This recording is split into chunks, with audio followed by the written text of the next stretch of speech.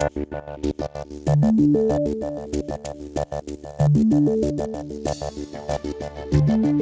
begin the negotiate step with a simple question.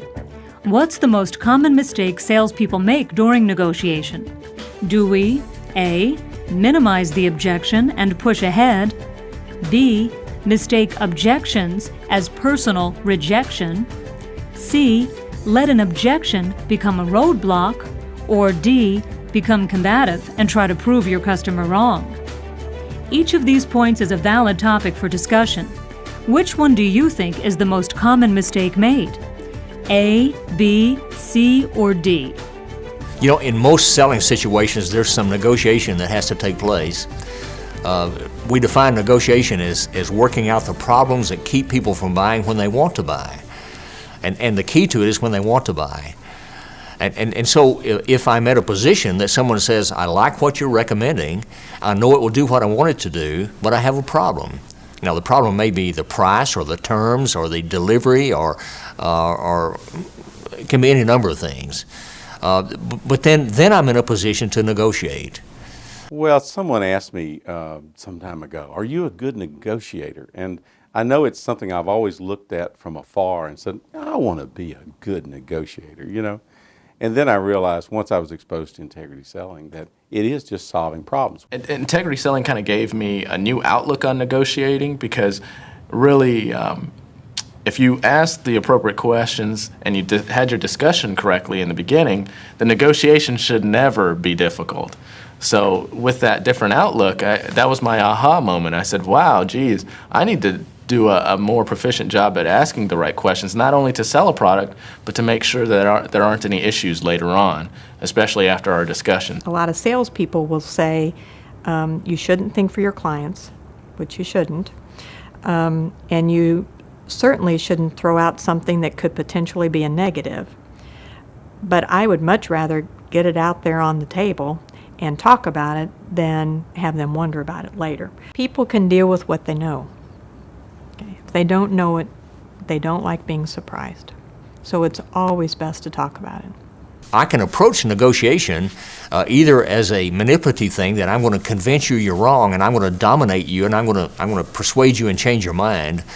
Or I can approach negotiation by trying to understand what your concerns are and what your problems are, and then to see if we can solve them.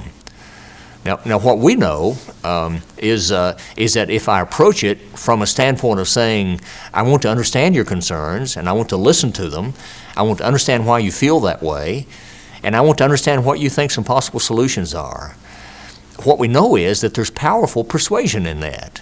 The most powerful form of persuasion is to understand, listen and understand. You can truly persuade people to come to the table, to come even to your side when you truly attempt to understand them. A person convinced against their will is of the same opinion still. It's sort of like common sense. It's like you're not going to be able to convince somebody that this is okay unless you dig out the objections and that they feel satisfied. So they're just going through a process in their own mind to make themselves feel comfortable. And this is me talking to me. When I talk to me like that, I go like, it's okay, they can do that. Let's just go through this. And I don't take it quite as personally. Now, I'm not always quite as rational as I just sounded. In the heat of a big discussion, sometimes I do take it personally, and sometimes I do internally get angry, and that's not good, and I have to continue to learn that. You have to take the ego out of the negotiation process, because if ego is involved, it's going to get in the way, you're not going to hear the customer, you're not going to address the customer's needs, and you're not going to address the customer's expectations in the negotiation process. It has nothing to do with me versus my clients. It's all of us saying, what makes sense here?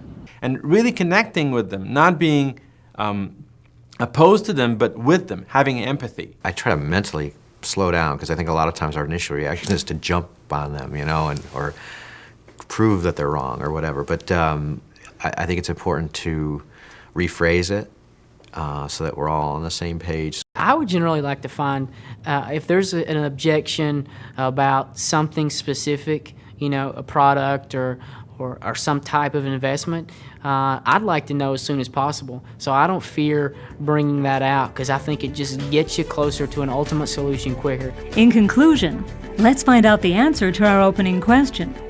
What is the most common mistake salespeople make during negotiation?